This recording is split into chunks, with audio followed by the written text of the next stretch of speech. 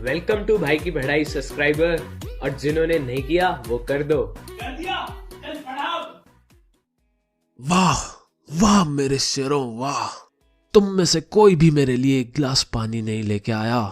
I am so proud of you guys, give yourself a huge round of applause.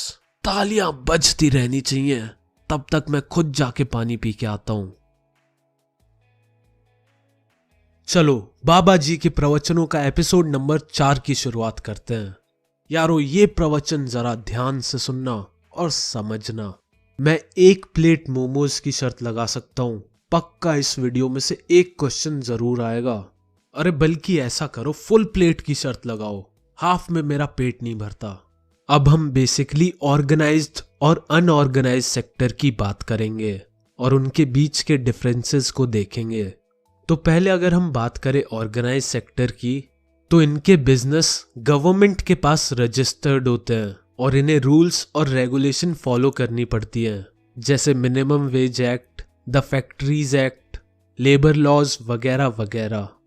Second point है, जो लोग इस sector में काम करते हैं उनके पास जॉब सिक्योरिटी होती है, यानी बिना किसी वजह से उनको उनकी जॉब से निकाला नहीं जा सकता। थर्ड पॉइंट है, इस सेक्टर में जो काम करते हैं वो सिर्फ एक लिमिटेड आवर्स के लिए काम करते हैं और वो लिमिट है 48 आवर्स अ वीक। अगर कोई उससे ज्यादा काम करता है तो उसे ओवर टाइम काम करने के एक्स्ट्रा पैसे मिलते हैं। फोर्थ, इस सेक्टर में लोगों को पेड हॉलीडेज भी मिलती हैं, यानी अगर कोई छुट्टी पे चला जाए तो उसकी सैलरी नहीं काटी जाती।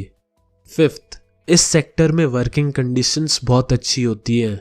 बेसिक फैसिलिटीज जैसे पीने का पानी, सेफ्टी इक्विपमेंट्स वगैरह मौजूद होते हैं। सिक्स्थ, रिटायरमेंट के बाद पेंशन भी मिलती है। सेवेंथ हो जाएंगे हमारे एग्जाम्पल, सारी कंपनीज जिनके एंड में प्राइवेट लिमिटेड होता है या कोई भी प्राइवेट स्कूल, हॉस्पिटल और बैंक, ये ऑर्गेनाइज सेक्टर का पार्ट होती हैं। अब चलो अनऑर्गेनाइज सेक्टर पे। वैसे ये इजी सा है, जो भी मैंने अभी तुम्हें ऑर्गेनाइज सेक्टर के पॉइंट्स बताए हैं उन सब पॉइंट्स के आगे नॉट लगा दो और तुम्हें अनऑर्गेनाइज सेक्टर के सारे पॉइंट्स मिल जाएंगे। जैसे पहला पॉइंट है कि अनऑर्गेनाइज सेक्टर में जो बिजनेस होते हैं वो गवर्नमेंट के पास रजिस्टर्ड नहीं होते और ये गवर्नमेंट के रूल्स और रेगुलेशन भी फॉलो नहीं करते। यानी जैसे तुम बिना लाइसेंस के अपनी स्कूटी दौड़ाते रहते हो, वैसे ही ये लोग बिना लाइसेंस के अपना बिजनेस चलाते रहते हैं। अब बात करते हैं उनकी जो यहाँ काम करते हैं, तो इन लोगों के पास जॉब सिक्योरिटी नहीं होती और इन लोगों को कभी भी इनका बॉस फायर कर सकता है, वो भी बिना किसी कारण के। थर्ड पॉइंट है कि इनके काम करने के कोई फिक्स्ड आवर्स नहीं होते और ओवर टाइम काम करने का इन्हें घंटा कुछ नहीं मिलता। फोर्थ है, इनको कोई पेड हॉलीडेज नहीं मिलती। फिफ्थ है, इनकी वर्किंग कंडीशंस बेकार होती है क्योंकि ओनर पैसे बचाने के चक्कर में रहता है और इनको एक्स्ट्रा फैसिलिटीज नहीं प्रोवाइड करता। सिक्स्थ, रिटायरमेंट के बाद इन्हें कोई पेंशन नहीं मिलती।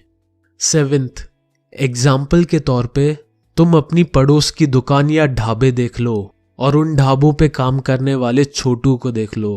ये सब अनऑर्गेनाइज सेक्टर का पार्ट है और अनऑर्गेनाइज सेक्टर का सबसे बड़ा पार्ट है फार्मिंग। तो चलो अब हम ये समझते हैं कि अनऑर्गेनाइज सेक्टर में कौन कौन काम करते हैं और उनके लिए क्या क्या किया जा सकता है। तो सबसे बड़ा अनऑर्गेनाइज सेक्टर का जो पार्ट है वो है एग्रीकल्चर, और इंडिया में 80% स्मॉल फार्मर्स हैं और इन्हें हम बढ़िया क्वालिटी के seeds, fertiliser, pesticides, cheap loan और इरिगेशन सिस्टम देके इन्हें बढ़िया फसल उगाने में मदद कर सकते हैं। और अर्बन एरियाज में फैक्ट्रीज में काम कर रहे लोग, कंस्ट्रक्शन करने वाले मजदूर, स्ट्रीट वेंडर्स जैसे लोग अनऑर्गेनाइज सेक्टर का पार्ट है। गवर्नमेंट अच्छे लेबर लॉज को इम्प्लीमेंट करके इन्हें सिक्योरिटी दे सकती है और स्मॉल इंडस्ट्रीज को गवर्नमेंट सपोर्ट कर सकती है अपनी पॉलिसीज से। इसके बाद अगर हम कास्ट वाइज देखें तो SC ST ज्यादातर अनऑर्गेनाइज सेक्टर में काम करते हुए पाए जाते हैं और गवर्नमेंट इन्हें सपोर्ट कर सकती है बाय इंश्योरिंग कि इनके साथ डिस्क्रिमिनेशन ना हो और इन्हें भी वही वेजेस मिले जो बाकी लोगों को मिलते हैं। चलो फाइनली अब मेरा प्रवचन अपने अंतिम दौर में आ गया है और इतने सेक्टर पढ़ने के बाद सीबीएसई वाले हमसे आशा रखते हैं कि हम 2 सेक्टर और पढ़ें।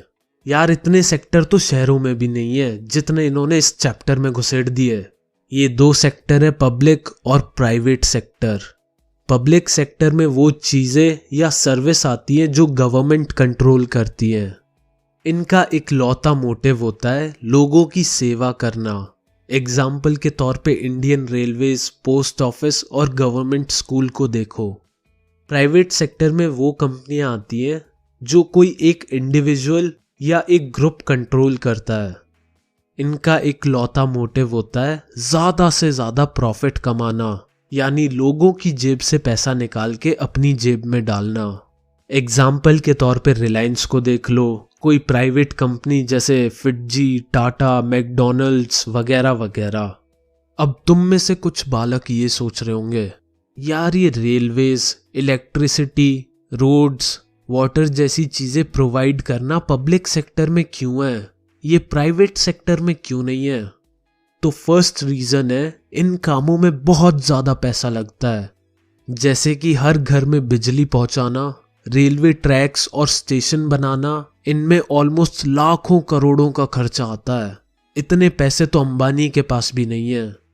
सेकंड पॉइंट है, चलो मान लो अगर किसी के पास इतने सारे पैसे आ भी जाए तो वो कंपनी उस सर्विस के बहुत ज्यादा रुपए लेगी और गरीब लोग फिर उसे अफोर्ड नहीं कर पाएंगे।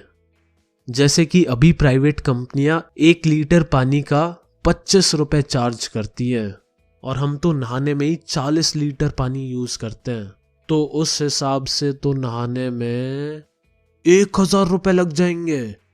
और भैया जी नहाने के 1000 रुपए देने से बढ़िया तो यही है महीने में एक बार बस मुंह धो लो।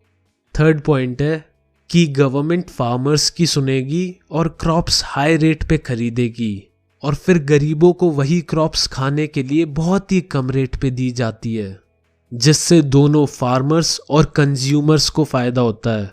लेकिन अगर ये काम कोई प्राइवेट कंपनी करेगी तो वो लो प्राइस पे क्रॉप्स को खरीदेंगे और हाई प्राइस पे बेचेंगे, जिससे सिर्फ उन्हें फायदा होगा, जनता को नुकसान। इसीलिए राशन शॉप्स वगैरह जैसी चीजें गवर्नमेंट कंट्रोल करती हैं। गवर्नमेंट लोगों को बेसिक चीजें जैसे एजुकेशन और हेल्थ बहुत ही लो कॉस्ट पे प्रोवाइड करती है ताकि हर किसी को ये सेवा मिल सके। और ये तो तुम खुद ही देख सकते हो कि गवर्नमेंट स्कूल की फीस मैक्सिमम 2-3 हज़ार होती है और प्राइवेट स्कूल की मिनिमम 50,000 तो होती है। और अगर कोई प्राइवेट हॉस्पिटल में गलती से चला जाए तो समझ लेना बड़ा वाला जूत बजने वाला है। जिन्हें ये लाइन समझ में नहीं आई उन्हें मैं बता दूं, मेरा मतलब था कि बहुत ज्यादा खर्चा होने वाला है। और इससे पहले कि तुम अपने जूते निकालो, हम इस चैप्टर का यही तथास्तु करते हैं।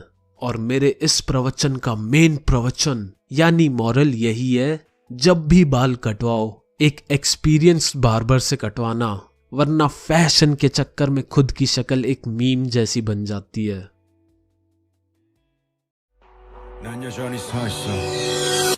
그대